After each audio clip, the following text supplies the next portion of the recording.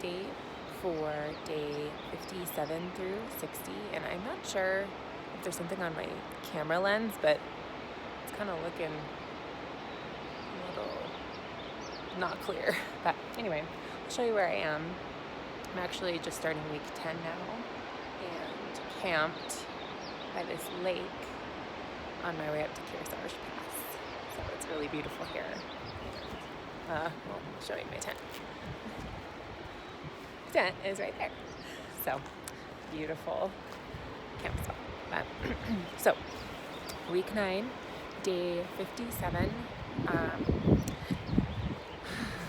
Took a Nero in Lone Pine, and so I did chores and everything, and then went back up to Horseshoe Meadows to acclimate. And pretty low-key day.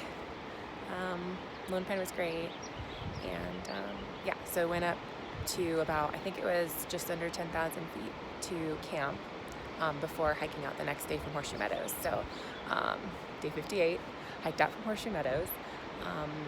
We had our first more troublesome river crossing. So left early in the morning and didn't want to get our feet wet. So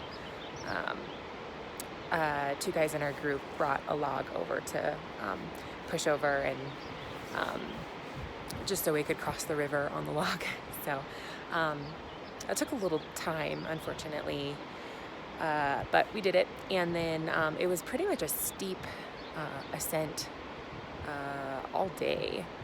So through the snow, so I had my crampons on. Really tough day, but we made, I think, 11 miles or so. And yeah, it was one of the tougher days, I think. And it just was obvious that it was so slow going once we got in the snow. So that was kind of a reality check. But yeah, so that was day 58. Day 59, we had another kind of our first bigger river crossing, so a wider river at Rock Creek. So it was a beautiful day, but that was the first time I was kind of scared to cross a river. Luckily, there were two guys in front of us that had done a lot of river crossings before. And so yeah, I think one guy had done the AT and the CDT, so they really knew what they were doing. So they went first and did this, there was a huge tree that fell across Rock Creek, and the river was rushing underneath it, or yeah, right underneath it really. And they did, I called it the butt slide method, since there was actually more than one tree that was down. So you could kind of put your butt on the main log and then use your feet to slide you across the whole log.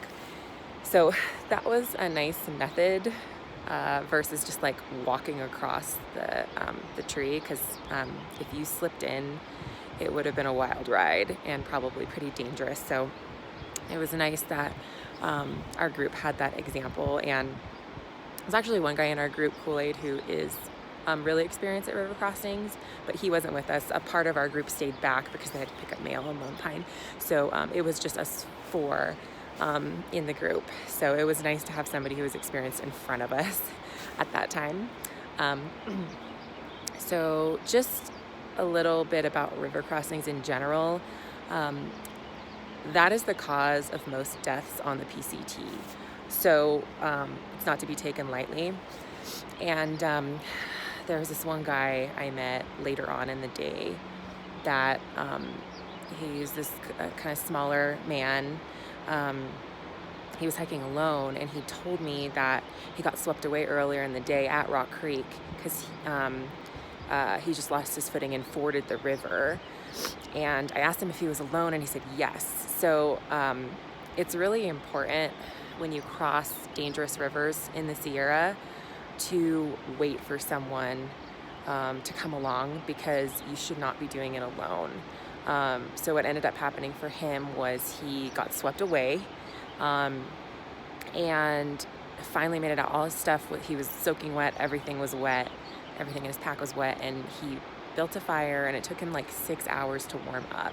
So for future PCTers out there, even if you're hiking alone, wait for someone when there's a dangerous river crossing or if you're unsure, because it is very dangerous. So I have a group, luckily, so I don't have to wait. I'm with people, which is great. So it's nice.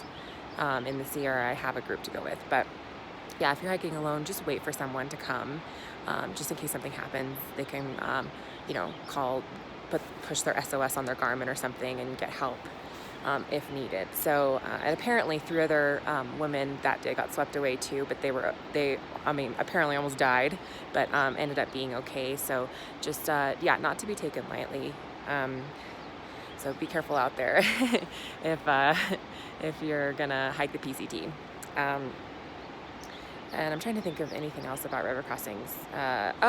So something that is helpful is if you come upon a river crossing and it looks really scary, go up river. Even if you have to hike 1 mile, 2, 3 to get to a safe spot to cross, it's worth it because you don't want to be swept away. So anyway, that's a little bit about river crossings in general. But so back to day 59, crossed the river successfully, and it was another good day of hiking. We hiked pretty far that day in the snow. We were trying to push to meet our group at this ranger station because some of the folks in our group wanted to hike Mount Whitney, so we were trying to push to that ranger station to meet up with the rest of our group, and they were a little bit behind us. So I didn't want to hike Whitney just because I had done it last year, but part of our group did, so I was just going to take a 0 the next day. So we were really pushing for that, but I ended up communicating with another person in our group that was behind us, and they weren't decided they didn't want to do Whitney because it was really slow going in the snow, and they wanted to save their energy for Forester Pass, which was in the next couple days. So anyway, we pushed 14 miles and made it to this beautiful spot overlooking Mount Whitney. Not overlooking, but looking up at Mount Whitney, and there was a lake in front, and so I put my tent like front and center, had my door open all night for my tent, rain fly open all night so I could like see Whitney, and saw the sun set over it and the sunrise, and it was just so beautiful. So next day, day 60, ended up waiting there for the rest of our crew, and they showed up. And we decided to just take it easy that day because some of us were planning to take a 0 anyway, the folks who weren't going to do Whitney. So we just hiked, we hung out at that spot for a while, just like looking at Whitney in awe. And then we ended up hiking about only 1 mile. We did a river crossing and then hiked 1 mile up to kind of set ourselves up to hike into like our Forester base camp. So anyway, yeah, we took like a full day almost to not really hike much, and we had a pretty sweet spot with a beautiful view, and just like bonded as a group, and it was really fun. One of our members brought these like little plastic frogs that you press the back and they like jump. So we had like a little frog jumping competition, which was really silly, but really, really fun. And I ended up winning. So that was really fun. It was a nice chill day. And yeah, I will update you guys on the rest of week 9 pretty soon.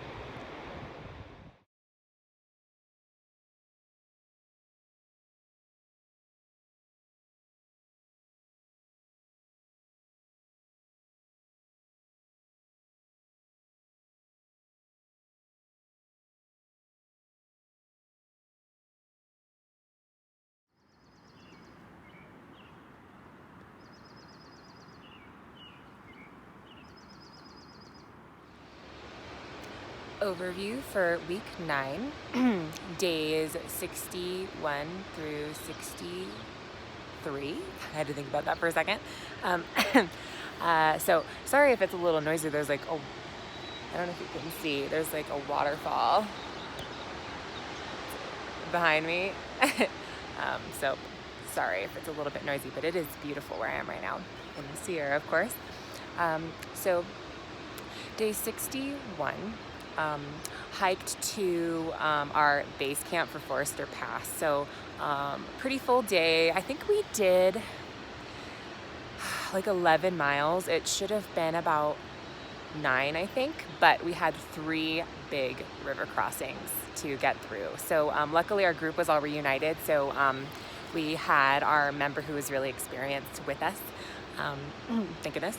So yeah, we had 3 river crossings, and a couple of them we had to like walk upstream for at least a mile to find a safe spot to cross.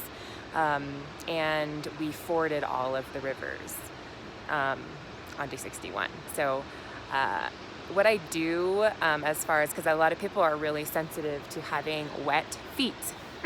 So what I do is I have sock liners and then waterproof sock over it, and then my Merrow Moab boots, which are not waterproof, over on my feet over them. And so what I do for river crossings is I take off my socks and I just cross in my boots. So then after the crossing, I can run over to like a dry spot without snow, and dry my feet off really quick and put my socks back on and my shoes. So that's my method of keeping my feet somewhat dry. But a lot of people just either have waterproof boots or, ford the river barefoot, which I'm not, I think it depends on the crossing. If it's really sandy, then that's okay, because you can like see the bottom and there's no rocks. But anyway, that's just what I do. But yeah, so the river crossings kind of added some mileage to our day, which is to be expected in the Sierra, especially with all the snow melt. So what's happening right now is there is a ton of snow still in the Sierra. It's almost freezing at night or freezing at night, and in the day it's really hot. It feels like summer. So when I go to bed at night, I'm like freezing cold, and when I wake up, I'm freezing cold. But then when the sun comes out, everything is like melting. So it makes it a little bit difficult, which I'll go into on the next day for Forester Pass. But it makes it a little bit difficult to hike because it's easier to hike when the snow is more icy. Because if I'm wearing my crampons can dig in. But once the snow gets really soft, it's harder to hike in, and there's not as much grip, and you start doing something called post holing, which is you step in the snow and then you sink either to like your ankle or your knee or even to like your hip or more. So that makes it really difficult to hike in. So anyway, yeah, we had 3 river crossings, day 61, and got to our base camp to hike up to Forester Pass the next day, and it was so epic. I'll post some photos up after this video of our base camp and everything Forester Pass. But yeah, base camp was really amazing. It was right after our last river crossing, and it was just this like little patch without snow, and our group fit all of our tents, so 6 tents, and then another guy came along and cowboy camped with us because he was going up Forester the next day. So a lot of people in like a little patch of like dry spot. But it was pretty great.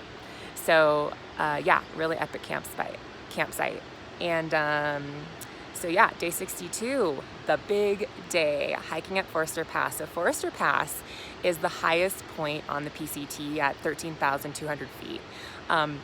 And if that's not enough, it's actually one of the more sketchy passes you will be going up if you're a PCT hiker. So there's this part called the chute on Forester Pass, and it's this really narrow area to hike. You basically have to put one foot in front of the other, and on one side is a snowbank, and the other side is a sheer drop, like thousands and thousands of feet. So dangerous, but if you go slow, you'll be fine. So anyway, woke up at 4 a.m. and just because we wanted the snow to be pretty solid when we went over the chute. So woke up at 4 a.m. And hiked up steep switchbacks at a certain point, and we had to get out our ice axes and our crampons a little bit earlier than expected to get up those steep switchbacks to approach the chute. So approach the chute, and we went like 3 at a time, giving each other space in front and behind to go across the chute. And so everybody did really, really well in the group, and I think I was probably the most scared. So when I was going across the chute, I was obviously very nervous, but then I kind of got into the zone and just like focused on going slow, one step at a time, putting my trekking pole in on the downward side and putting my ice axe into the upward side and sinking it into the snow and pulling myself forward. And I had never, so I don't recommend this, but I had never used the ice axe before or practiced with it before. Don't recommend that. If you're a future PCT hiker, definitely practice self-arresting and practice using it to pull yourself forward, because there's multiple ways to use an ice axe. And basically, I learned all of that on Forster Pass. So that was a little risky. I shouldn't have done that. But anyway, everything turned out fine. So I was using the ice axe to pull me forward, and so got done with the chute, and that actually was okay. I wasn't too afraid, but then there was a part that I wasn't expecting after the chute, or maybe it was still part of it, but not the main area. So after the chute, there was a part where you have to go around this big rock that's protruding out from the side of the cliff, and you basically have to do this move where it's like first position in ballet and like hugging the rock to get around it. So I wasn't really sure what to do at that point. So a couple of my group members already finished, and they were like coaching me through it, because I didn't know what to do. I stopped and I was like, how am I going to do this? Because I have my probably 40-pound pack on. And once I hug this rock, I have to swing my pack around to do first position to go around this rock. And once I swing my pack around, if I fall backwards, it's over. It's over for me. So I was freaking out a little bit. And luckily, Calzone and Kool-Aid were like coaching me through it. And I learned how to use my ice axe in a different way that I didn't know was possible. So they were coaching me through that. So thank you, Kool-Aid and Calzone, for like saving me. So anyway, did that, and like waddled my way out and I just like kind of collapsed at the end and got some like emotional support from my friends in my group. But it was really invigorating, but also very scary. And I like learned my lesson of be a little bit more prepared before you do something like that with the ice axe, because I wasn't. But luckily I figured it out. So and then hiked up to the actual top, because the chute isn't the top of Forster Pass, so you had to hike up a little bit more, really steep area. And by that time, it was, I think, like 9 a.m. The snow was already getting really soft, so it was hard to hike up that little section at the end, but did it. And took some pictures on the top with the sign, and had a little snack, and then we decided we should probably descend pretty soon. So the snow again was getting very soft. So descended, post-holing everywhere. It was kind of a mess. And then we get to this ridge where there's multiple like places to go down to descend, but it was really, really steep, and we were trying so many different ways, and the snow was so soft, and there were like sheer not cliffs, because it was like snow, but just sheer drops of snow on one side, and it just wasn't safe to do. So we didn't really know how to get down at that point. So we just decided to stop, have lunch, regroup, and Kool-Aid was trying to like figure out the safest way to go, because there were like some avalanche prone areas that we didn't want to go down, and he like knows how to read mountain sides and all that stuff, and the way snow is on like one face versus the other. So anyway, figured out that we could go down a way that nobody had gone down yet because the snow was a little bit harder. It didn't get as much sun that day. So we ended up traversing and then glissading, so traversing, we just walked to a certain point on one side of the mountain that nobody had gone on. And then glissading is when you get on your butt in the snow and you slide down. And since nobody had glissaded that side before, it was kind of slow going, so it wasn't dangerous. So you kind of went a little bit slower, and you could use your ice axe as a brake when you're sliding. So we traversed, glissaded, probably like 7 times down the mountain, and it was really fun. I'll include a video later on of that and some photos too, because it was pretty like epic. It went from a scary situation to like one of my favorite moments on the PCT. It was almost like going down a roller coaster with the best view in the world, like just all the snowy Sierra Mountains in front of me while I'm like glissading down Forester Pass. So yeah, pretty epic day. And we had like a couple river crossings, but it wasn't really like a big deal. There were some snow bridges that we could cross over them. So yeah, really epic day. Day 62 of the PCT, and we were all in really high spirits and found a campsite in a dry patch. Luckily, we didn't have to camp on snow.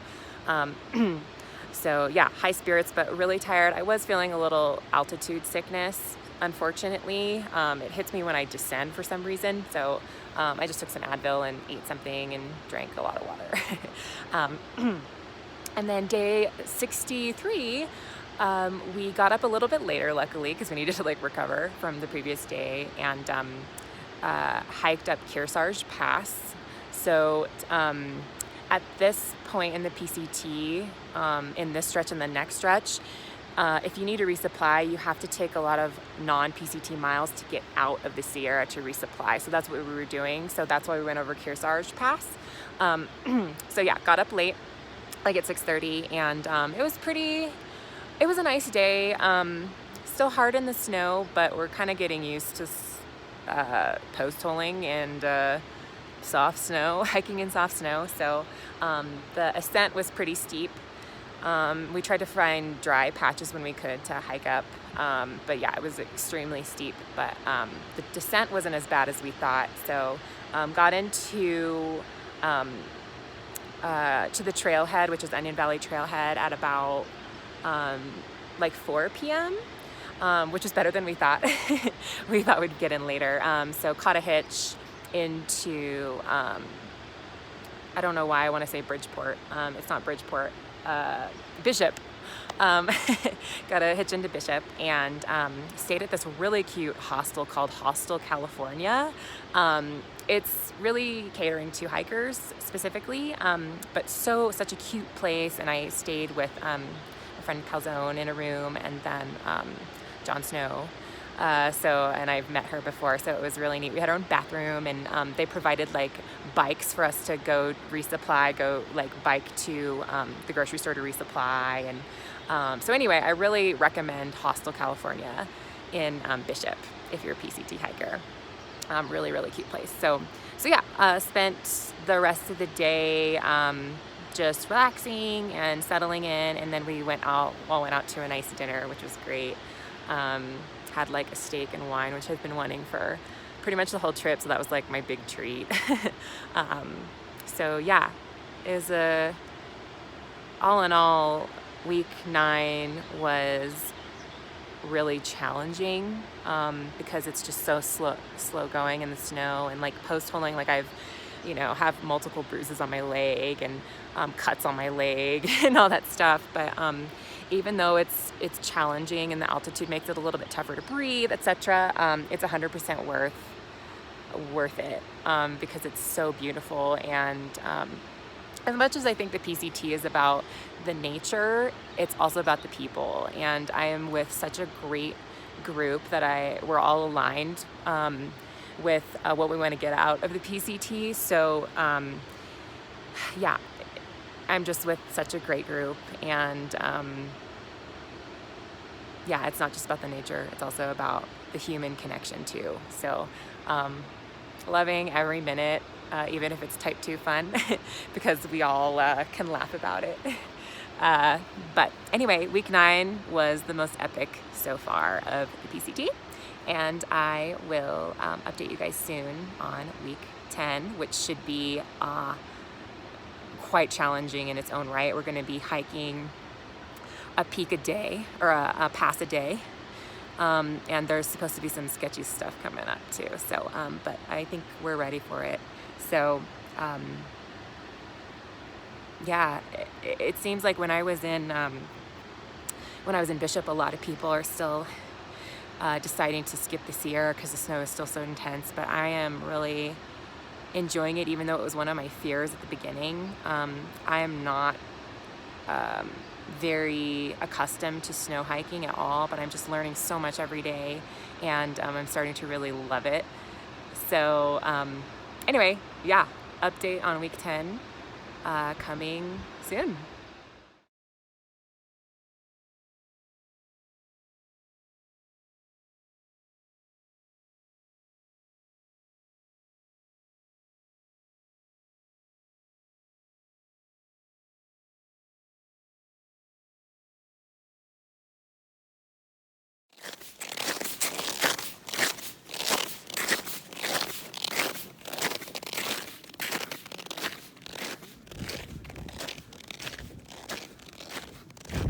Here is our epic campsite. It's a base camp for Forester Pass.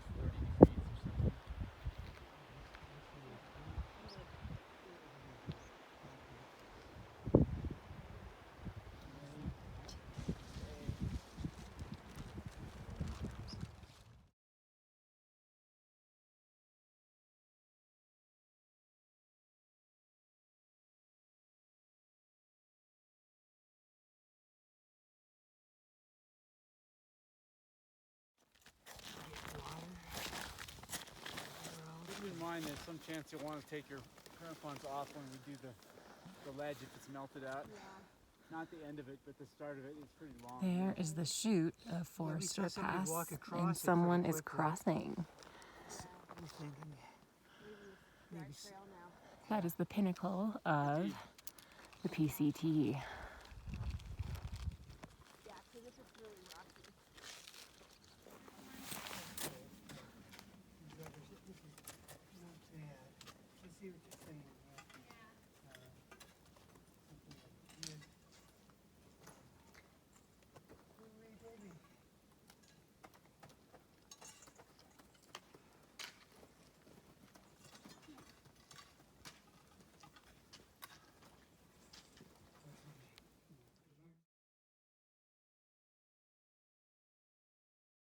Sign in, I'll have it above it.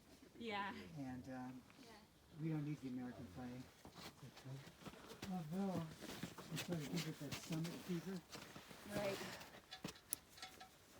Tell you there you go. Okay, here we go. Can I get close though? That's good.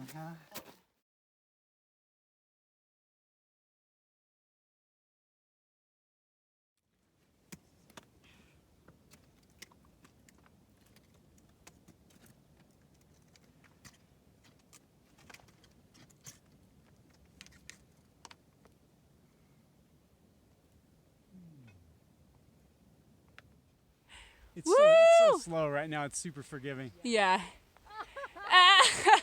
Don't stab yourself with the ice axe. Don't be a moron. Woo! Fancy. Oh yeah. Oh, that hurts. I know. These pants are pretty Nice, good. nice. Yeah, mine are too. That was awesome. Is that ever?